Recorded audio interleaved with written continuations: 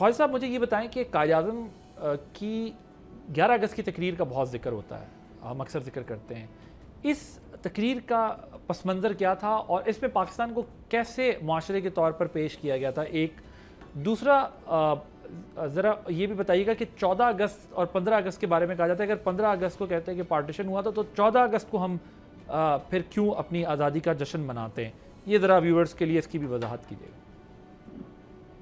دیکھیے بات یہ ہے کہ ایک تو آپ نے پہلا جو سوال کیا وہ تھا کہ ہم کس طرح سے 11 اگست کی تقریر جو ہے قائد اعظم کی وہ ایک کنٹروورشل تقریر ہو گئی ہے، لوگوں نے کہا کہ کنٹروورشل ہے، جبکہ ایسا بالکل نہیں ہے۔ آپ اس تقریر کو پڑھیے، اس کے نکات دیکھیے جو اس میں موجود ہیں۔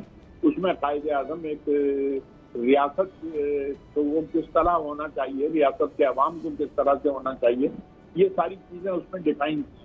بلکہ میں تو اکثر و بیشتر اس تقریر کو ابتداءً پاکستان کا منی آئین تصور کرتا ہوں، کیونکہ اس میں تمام باتیں وہ کہی گئی ہیں جو کہ کسی مملکت کو آج کی ترقی کو اور اس کی خوشحالی کے لیے اور اس کے استحکام کے لیے جو کام آ سکتی ہیں۔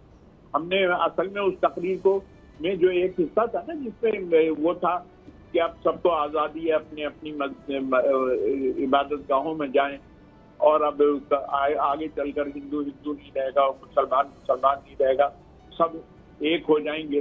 لیکن اس میں وضاحت موجود ہے کہ اس کا ریاست سے کوئی تعلق نہیں ہے، کیونکہ یہ لوگوں کا ذاتی عقیدے سے تعلق رکھتا ہے مذہب جو ہے نا۔ تو وہ ایک بات انہوں نے بہت واضح طور پر اس تقریر میں کہی تھی۔ بعض لوگ کہتے ہیں قائد اعظم نے سیکولر پاکستان کی طرف اشارہ کیا تھا۔ میں آپ سے عرض کروں کہ میں نے قائد اعظم کی تمام تقاریر پڑھی ہیں، ایک ایک لفظ دیکھا ہوا ہے میرا، اور مجھے کہیں قائد اعظم جو ہیں انہوں نے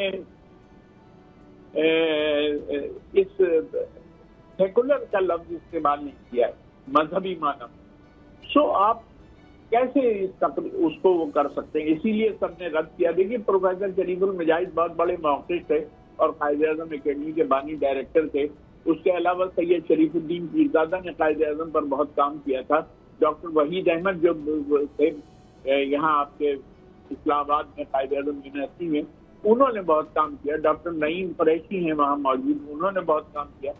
سب نے یہ بات کہی ہے کہ اس تقریر سے کہیں بھی یہ ظاہر نہیں ہوتا کہ قائد اعظم پاکستان کو سیکولر بنانا چاہتے۔ انہوں نے باقاعدہ وہ ایک ریلیجس اس کا کنوٹیشن رکھا تھا چیزوں کا۔ سو آپ زبردستی کچھ لوگ کہنا چاہتے ہیں، جس آدمی نے لفظ سیکولر استعمال نہیں کیا اپنی تقریروں میں، اس کو کیسے کہہ سکتے ہیں کہ یہ سیکولر پاکستان بنانا چاہتے تھے؟ یہ بڑی کنٹروورسی پیدا ہو گئی اور اب تو تقریباً ختم ہو چکی ہے۔ پہلے بہت سی بات چلی تھی لیکن اب تقریباً ختم ہو چکی ہے۔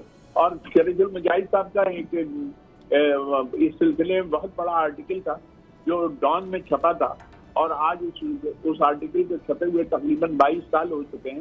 اس آرٹیکل کے سلسلے میں کسی نے کوئی جواب نہیں دیا، اس کی تردید کی تھی۔ سو یہ جو اس قائد اعظم کی تقریر میں جو نکات موجود ہیں، یہ تمام نکات وہ ہیں جو میثاق مدینہ میں موجود۔ اس لیے شریف المجاہد نے بھی لکھا کہ یہ میثاق مدینہ سے اڈاپٹ کی ہوئی چیزیں تھیں جو اس میں دی گئی تھیں، کیونکہ ایک مسلم ریاست بن رہی تھی۔ سو اسے ٹھیک وہ نہیں کرنا چاہیے۔ جی 14 اور 15 کی تفریق۔ دیکھیے 14 اور 15 کا مسئلہ یہ کہ ہندوستان نے اپنا 15 اگست انتخاب کیا، جبکہ پاکستان کو جو ٹرانسفر آف پاور ہوا وہ رات کو ہوا تھا 12 بجے کے قریب۔ اس وقت 12 نہیں بجے تھے اور تاریخ جو تھی 14 ہی تھی۔ تو اس لیے یہ طے کیا ہماری کانسٹیٹیوشن اسمبلی نے کہ ہم 14 اگست کو ہی اپنا جشن آزادی منایا کرتے۔ سبسکرائب کریں اور بیل دبائیں تاکہ کوئی خبر رہ نہ جائے۔